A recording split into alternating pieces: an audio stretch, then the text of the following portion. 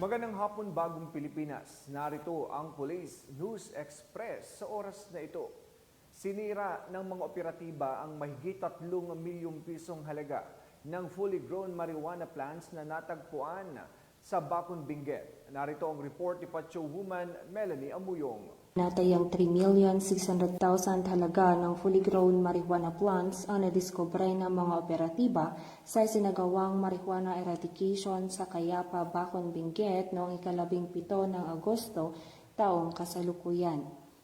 Naging matagumpay ang operasyon sa pagsisikap ng pinagsanib na pwersa ng mga operatiba sa pangunguna ng Bacon Municipal Police Station, katuwang ang Provincial Intelligence Unit, Provincial Drug Enforcement Unit, Benguet Police Provincial Office, Regional Intelligence Unit 14 at Philippine Drug Enforcement Agency Cordillera Administrative Region.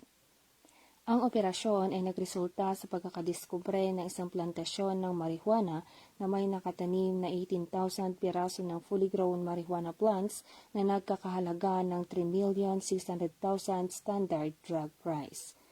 Lahat ng nadiskubreng marijuana ay naidokumento at sinunog sa mismong lugar habang ang sapat na sample ay dinala upang isumite sa Regional Forensic Unit CAR para sa qualitative test.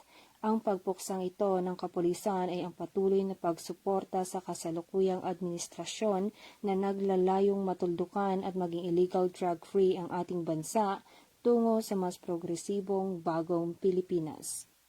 Mula dito sa La Trinidad, Benguet, ako ang inyong PNN Correspondent Patrolwoman Melanie Amoyong, alagad ng batas, tagataguyod ng Balitang Pulis. Maraming salamat Pacho Woman Amoyong, at para sa iba pang napapanahong balitang pampulisya, laging tumutok sa Police News Network, alagad ng batas, tagataguyod ng Balitang Pulis.